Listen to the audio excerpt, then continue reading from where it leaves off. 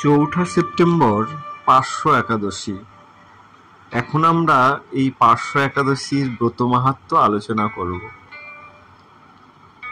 ব্রহ্মবৈবর্ত পুরাণে ভাদ্র মাসের শুক্লাপক্ষে পার্শ্ব একাদশীর মাহাত্ম্য যুধিষ্ঠির শ্রীকৃষ্ণ সংবাদে এই রকম বলা হয়েছে। যুধিষ্ঠির মহারাজ জিজ্ঞাসা করলেন, হে কৃষ্ণ, ভাদ্র মাসের শুক্লাপক্ষের একাদশীর নাম কি এবং এই ব্রত পালনে কি পুণ্য লাভ হয়? উত্তরে ভগবান শ্রীকৃষ্ণ বললেন, হে ধর্মরাজ, মহাপুণ্যপ্রদা, সমস্ত পাপহারিণী এবং মুক্তিদায়িনী এই একাদশী বাজপেয় যজ্ঞ থেকেও বেশি ফল লাভ হয়। যে ব্যক্তি এই তিথিতে ভক্তি সহকারে ভগবান শ্রী বামন দেবের পূজা করেন, তিনি ত্রিলোকে পূজিত হন। পদ্ম ফুলে পদ্মলোচনে শ্রী বিষ্ণুর অর্চনাকারী বিষ্ণুলোকে প্রাপ্ত হন। সাইত ভগবান এই তিথিতে পার্শ্ব পরিবর্তন করেন, তাই এর নাম পার্শ্ব একাদশী বা পরিবর্তনীয় একাদশী। যুধিষ্ঠির মহারাজ বললেন, হে জনার্দন, আপনার এ সকল কথা শুনে আমার সন্দেহ পূর্ণরূপে দূর হয়নি। হে দেব, আপনি কিভাবে শয়ন করেন, কিভাবে বা পার্শ্ব পরিবর্তন করেন, আর চতুর্মাস্য ব্রত পালনকারী বা কি কর্তব্য, এবং আপনার শয়নকালে লোকের কি করণীয়, এসব বিষয়ে বিস্তারিতভাবে আমাকে বলুন। আর কেনই বা দৈত্যরাজ বলিকে বেঁধে রাখা হয়েছিল, তা বর্ণনা করলে আমার সকল সন্দেহ দূর করুন। শ্রীকৃষ্ণ বললেন, হে রাজন, দৈত্যকুলে আবির্ভূত প্রহ্লাদ মহারাজের পৌত্র বলি আমার অতি প্রিয় ভক্ত ছিল। সে আমার সন্তুষ্টি বিধানের জন্য গো ব্রাহ্মণ পূজা যজ্ঞাদি ব্রত সম্পাদন করত, কিন্তু ইন্দ্রের প্রতি বিদ্বেষবশত সকল দেবলোক সে জয় করে নেয়।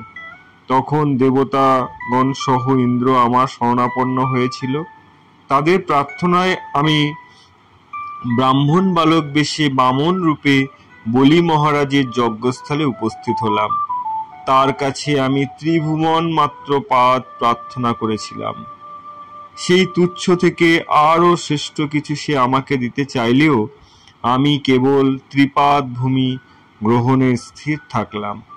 দৈত্যগুরু শুক্রাচার্য আমাকে ভগবান রূপে জানতে পেরে বলি মহারাজকে ওই দান দিতে নিষেধ করল, কিন্তু সত্যাশ্রয়ী বলি গুরুর নির্দেশ অমান্য করে আমাকে দান দিতে সংকল্প করল। তখন আমি এক পাদ নিচের সপ্তলোক আর এক পদে উপরের সপ্তভূমি অধিকার করে নিলাম।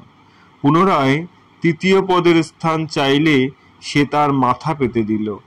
আমি তার মস্তকে তৃতীয় পদ স্থাপন করলাম। তার আচরণে সন্তুষ্ট হয়ে আমি সর্বদা তার কাছে বাস করবার প্রতিশ্রুতি দিয়েছিলাম।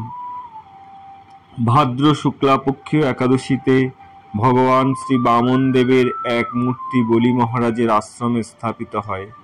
দ্বিতীয় মূর্তি ক্ষীর সাগরের অনন্ত দেবের কোলে শয়ন একাদশী থেকে উত্থান একাদশী পর্যন্ত 4 মাস শয়নে অবস্থান থাকেন। এই 4 মাসে যে ব্যক্তি নির্দিষ্ট নিয়ম, ব্রত বা জপ তপ ব্যতীত দিন যাপন করেন, সেই মহামূর্খ জীবিত থাকলেও তাকে মৃত বলে জানতে হবে। শ্রাবণ মাসে শাক, ভাদ্র মাসে দই, আশ্বিনে দুধ, কার্তিক মাসে মাসকলাই বর্জন করে এই 4 মাস শ্রীকৃষ্ণ আরাধনা করতে হয়। প্রতিটি একাদশী ব্রত যথাযথ পালন করতে হয়। সাইত ভগবানের পার্শ্ব পরিবর্তন করেন বলে এই একাদশী মহাপুণ্য ও সকলের অভীষ্ট প্রদাতা। এই একাদশী ব্রত পালনে 1 সহস্র অশ্বমেধ যজ্ঞের ফল লাভ পাওয়া যায়।